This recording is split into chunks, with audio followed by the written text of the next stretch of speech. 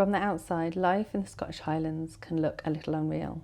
The quiet, the space, the lochs. It's often seen as a dream or something completely different from normal life. Today I'm taking you along to one of the most beautiful lochs we know, with a day that honestly took my breath away. The drone footage is incredible. Back at home, we'll be chatting while I cook dinner, talking about the choices that we've made to live this way and how others can sometimes see it as different, and how the cost of living has affected us as a family. Just to say, you won't see our kids online. You will see real life, honest conversations and a slower pace of living. Let's spend the day together.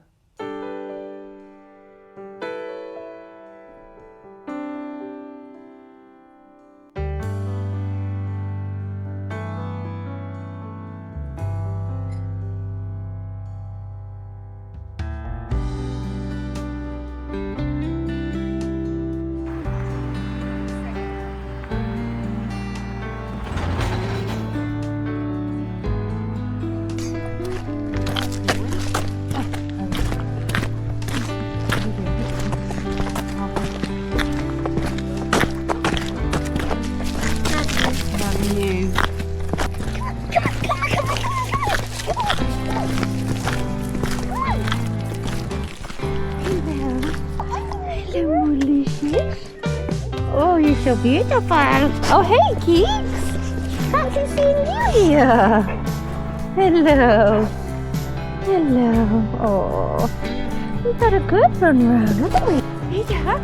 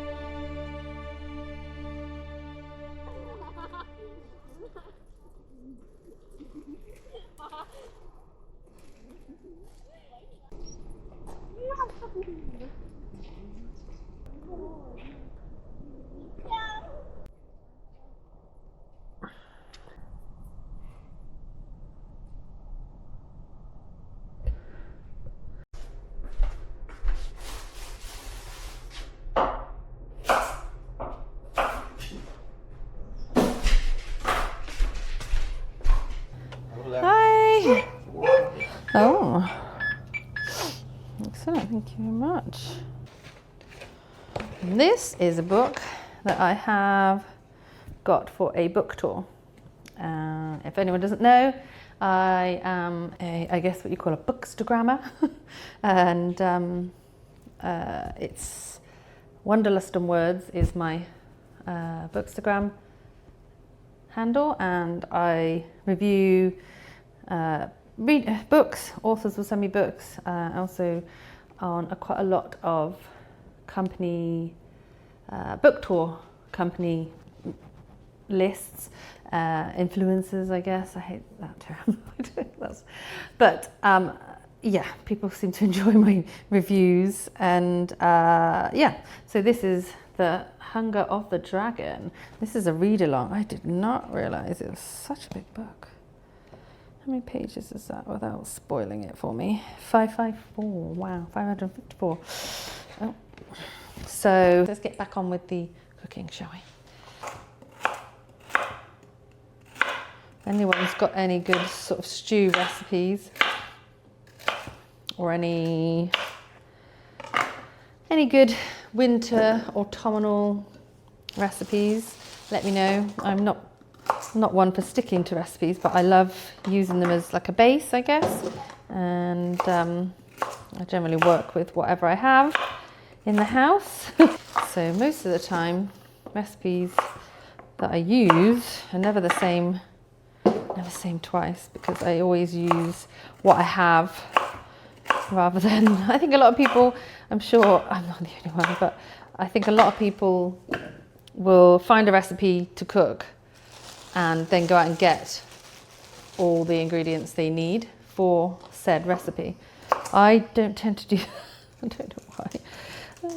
I tend to have what I've got in and then go, oh, what can I make with that? And then I'll find a recipe. And obviously when you do that, you're not always going to have what the recipe suggests. So I end up doing things a little bit different. And I think over the years you get to know like what works and what doesn't. And just like, a lot of the time, just common sense of baking. And me and my daughters absolutely love baking and cooking together. They're only not here right now helping because I'm minimizing the amount of exposure online. I don't want them online really, and their faces won't be shown on here, and I will be from the back, blurred out, etc. So yeah, I'm sure some people think I'm crazy, and some people think I go over the top with the things that I don't like my kids participating in, but they're my kids, and I think sheltering them from so many things for now while they're young that I don't think it can do them harm, whereas I think potentially certain things that I'm sheltering them from could do them harm this young. So that is where I'm at.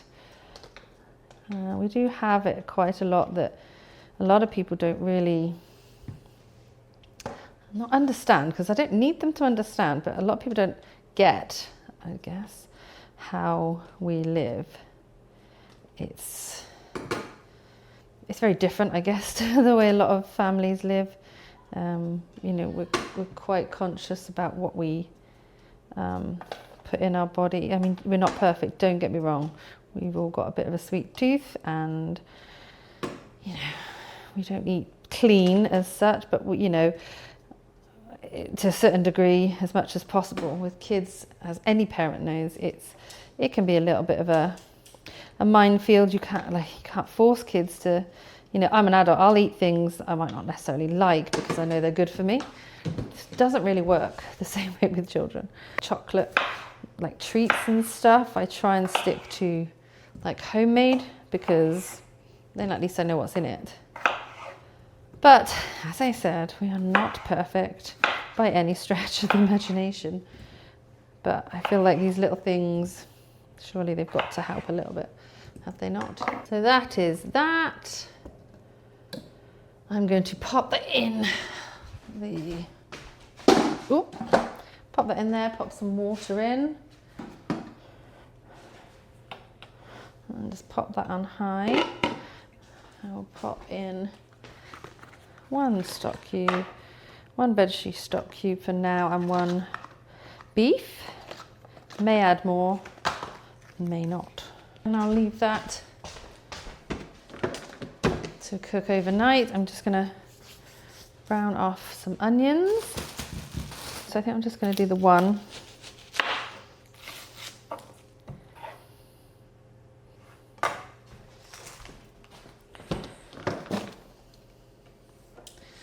A lot of people suggest to me about getting like a cutter thing that cuts it quicker, but I quite like the art of chopping. The straw is a mess.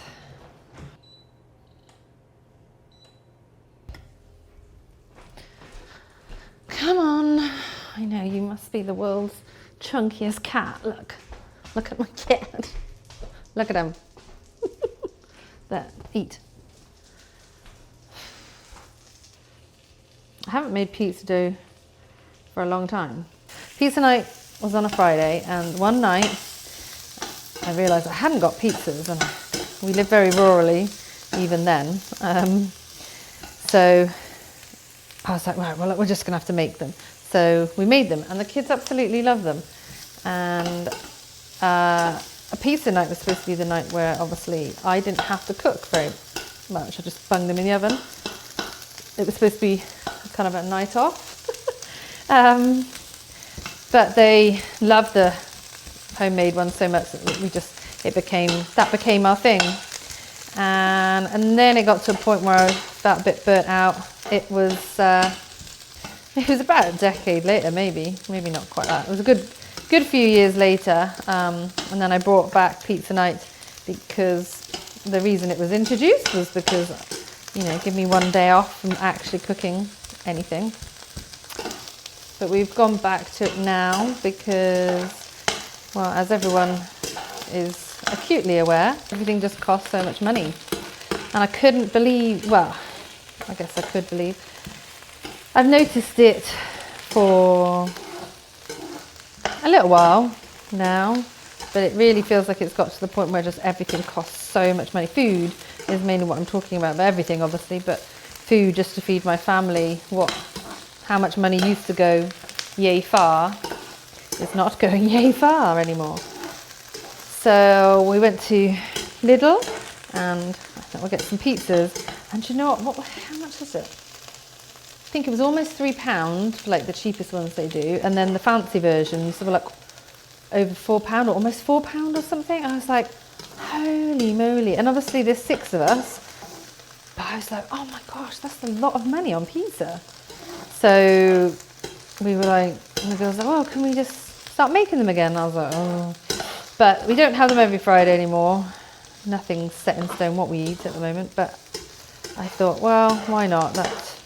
Then I can get the pizzas that I want as well, because a lot of the time I add ingredients to a pizza that I buy for myself anyway. The girls are very plain, pepperoni pizza, and that's it.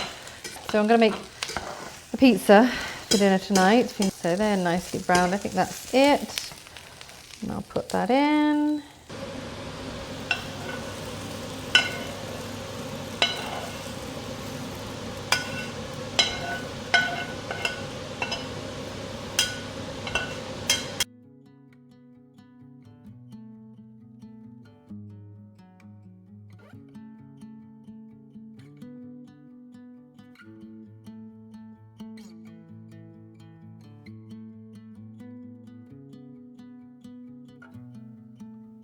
There's something so wonderful about making dinner for your family. The love and effort that goes into yummy home-cooked meals to fill the belly. Not only is cooking from scratch much more cost-effective, especially as a large family, but you know what's in it. You know and have more control what goes in your family's bodies. For me, that's really important. We aren't perfect, but every little change for less of the processed foods is a win. Do you enjoy cooking for your family? Or did you when your kids were small? Would you follow me to Wanderlust? Take my hand and walk beside me in a world of thunder. Fear is an imposter. When you find it hard to not give in.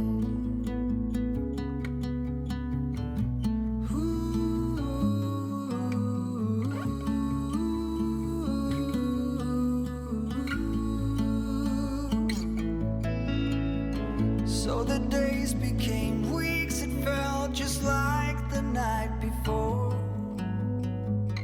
You were slowly fading in my mind. When you left, I was so completely gone, but now I'm sure you were some of the best of things to find.